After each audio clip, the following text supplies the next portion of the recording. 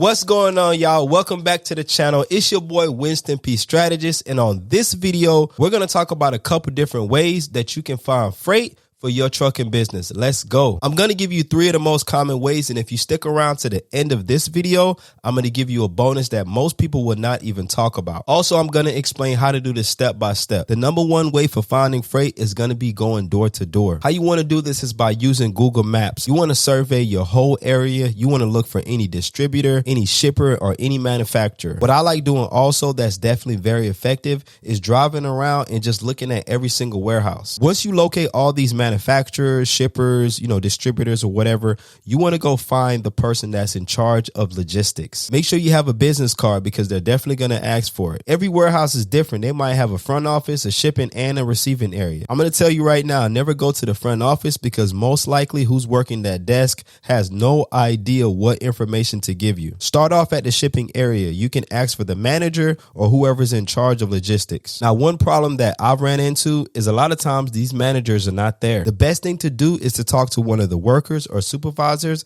and ask them for the manager's business card. Once you get that information, that is all you need. Make sure you send that person an email, basically breaking down the same thing you would in person. Tell them you got a trucking business and you're trying to move freight. You don't need some type of script or any keywords. Trust me, anybody in logistics fully understands what you're trying to do. Now, if you want to go above and beyond, leave a gift, bring some donuts. The second way to find freight is cold calling. Now, this may be the most common way that most people do it if they're a dispatcher or if they're a broker. Now, what most people would do is go to Google and try to find like a national shippers list. These shipping lists will provide you with the contact information for different warehouses directly to the people that you need to talk to. A lot of this information you can simply pay for, and somebody will send you a list of probably 50 to 60 contacts. If you want to build your own listing and you got time, you're going to have to become best friends with Google. Now, I do got to warn you, a lot of these paid listings are outdated. You won't know until after you pay. Once you start going through your list and making the calls, you may not find one person on that list to give you a shot. Now, the last way you can find freight, most people will probably have a different term for it, but I'm just going to call it networking. If you know anybody that works at a warehouse, you can have a conversation with them and simply say, hey,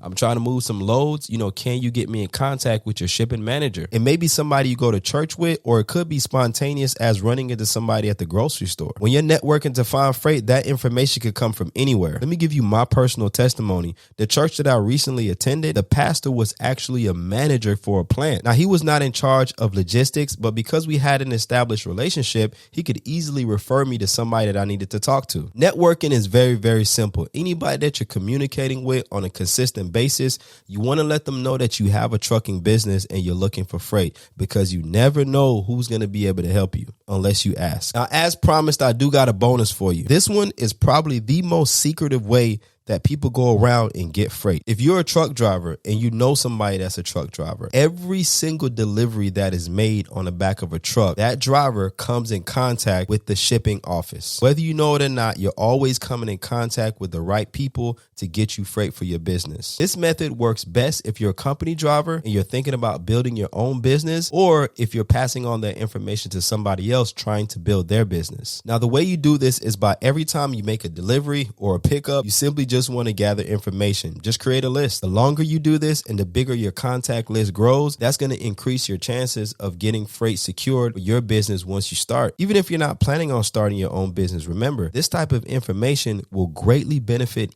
anybody that's in the midst of searching for freight. The only thing you want to be careful with when you're doing something like this is just make sure you're not stepping on any toes. You don't want to be cutthroat or try to come in between an established relationship between two businesses. The best way to go about it is continue to grow your list, and once it comes time to execute, just make sure you ask the right questions. Also, keep in mind that the trucking industry has multiple layers. You never know what's going on. Somebody could have a direct contract or really strong relationship. Sometimes trucking companies go out of business and they no longer are able to haul certain lanes. As promised, those were the top 3 ways, and the last one was a bonus. Let me know down in the comment section if this information has helped you out in any type of way. Now that I got that itch that was hard to scratch, I need you to scratch my back. Make sure you comment, like, and subscribe, guys, and hit the bell notification so you can get my latest videos.